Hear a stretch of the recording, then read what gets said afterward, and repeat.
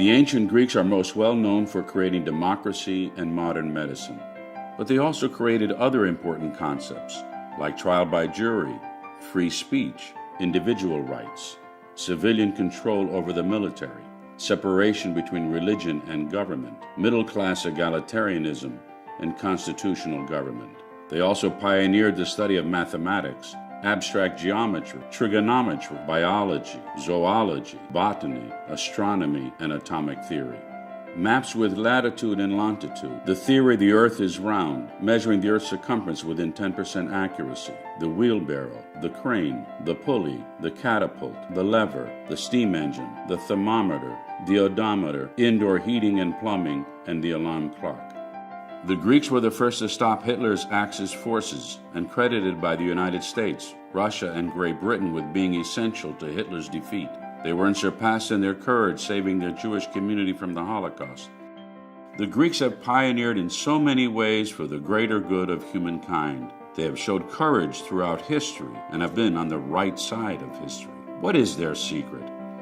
Perhaps it is the idea of Philotimo. What is Philotimo? No other language has a word for this uniquely Greek term. It is considered a complex constellation of values that is difficult to define. All Greeks know it, even if they've never heard the word before, until now. It's hard to think of a word more packed with meaning, more packed with positive values than Philotimo. It's a perfect word. Philotimo. I'd actually say uniquely Greek concept. It seemed to sum up the best of the Greek character. It's a word that describes a way of life. Philotimia. It's a sense of how people feel towards humanity, fellow humans. The Greek spirit of doing what's right and what's honorable, even when one's own interests and maybe even one's own life are placed in peril.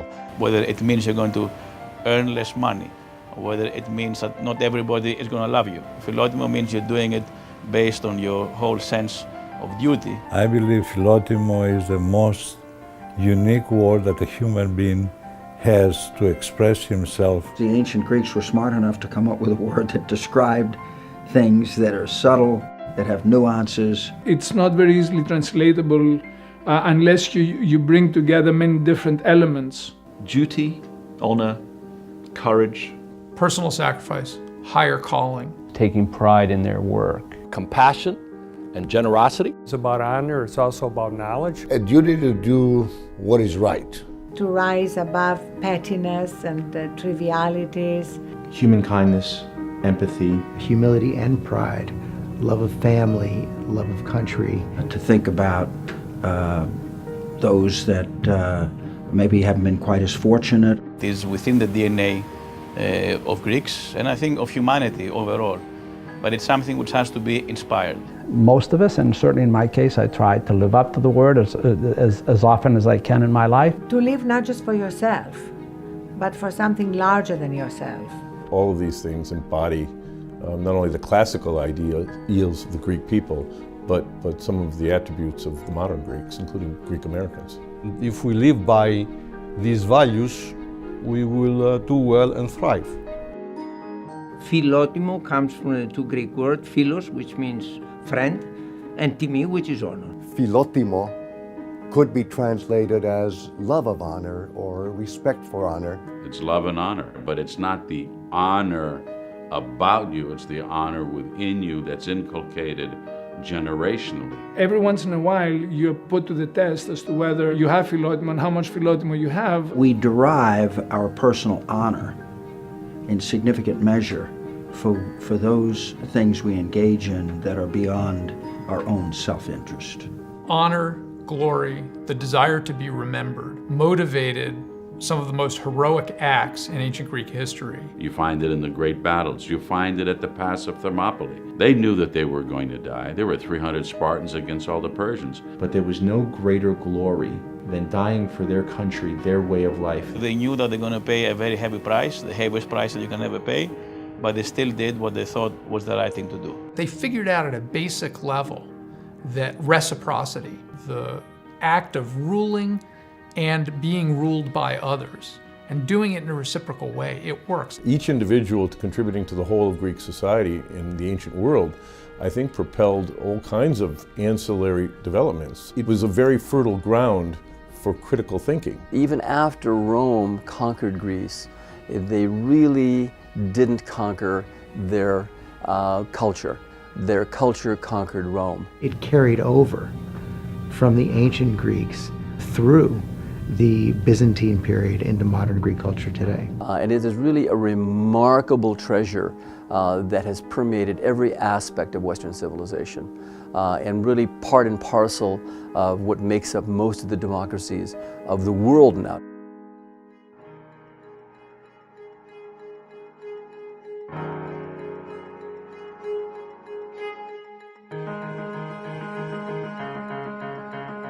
Philotimo as a composite and complex term involving decency, dignity, respect, honesty, truthfulness, sincerity. You might use the term in a motivating power for a child.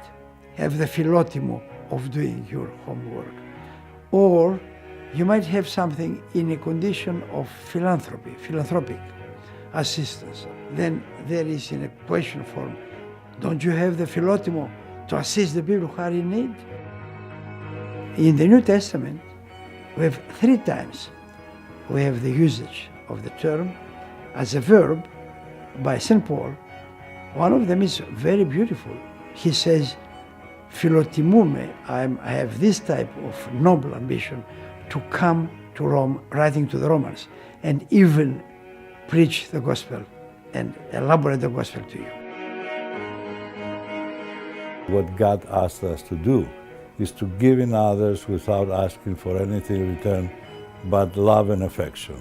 Whenever you mention the word philotimo to a Greek, you're always going to see a softening of the eye. I was born and raised in Greece, so philotimo was a word that I heard all my life. My mother, my father would always talk about philotimo. My grandparents would always talk about philotimo. My parents, my sister, my teachers, my classmates, everybody. My Greek background gave me strength of character. What does that mean? Don't pick on me, you're going to get a poke in the nose. When I played the music very loud, and by doing so I was disturbing the neighbors, my father would say, don't you have any philotimo? Every time that you deviate from honorable and decent and dignified way of behaving and living, people will ask you, don't you have philotimo? If you don't act correctly, the community will look down on you. You don't only embarrass yourself, you embarrass your entire family. When you go outside of your home, you're not just going by yourself.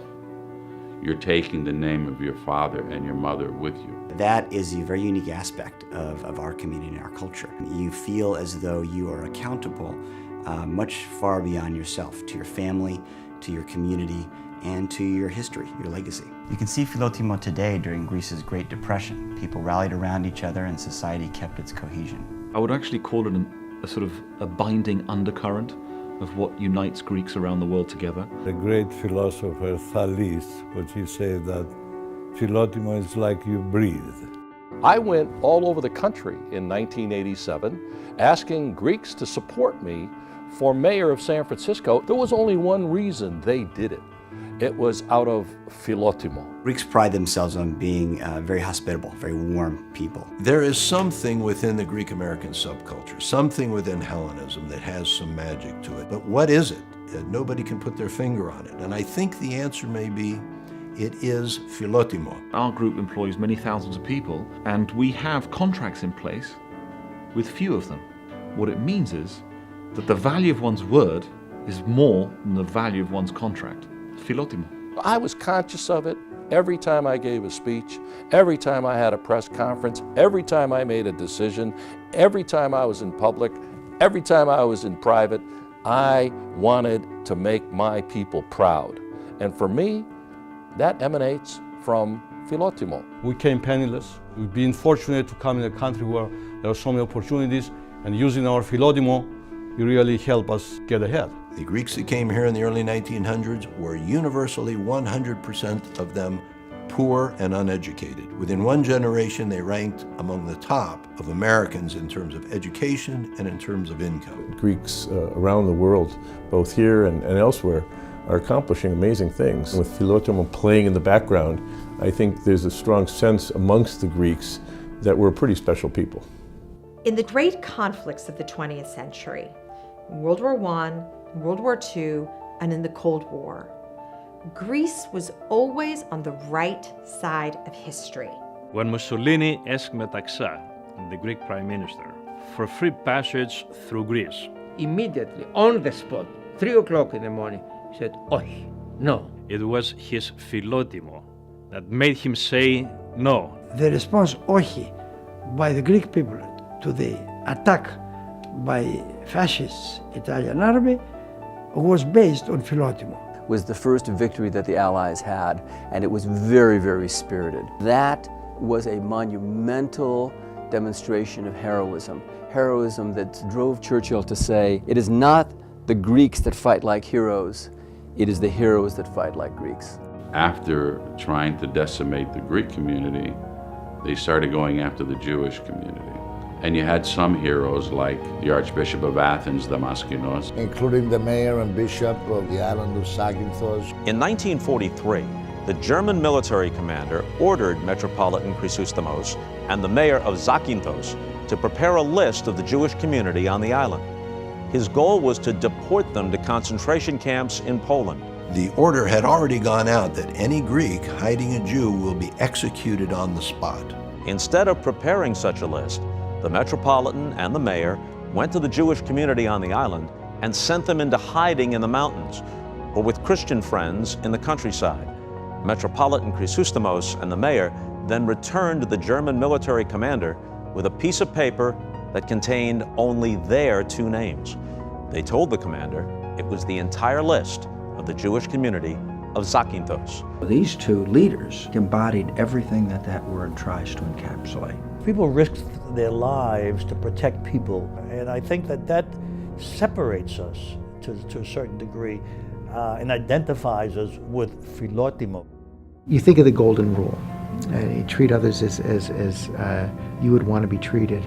It embodies that rule, but then takes it almost to an even higher level, like almost reach beyond what you would expect or want for yourself and do even better. It really ultimately means what it is to live a good life. And I think it's extremely important that we make sure that the next generations realize that. We have to go to the next level and we have to act on it.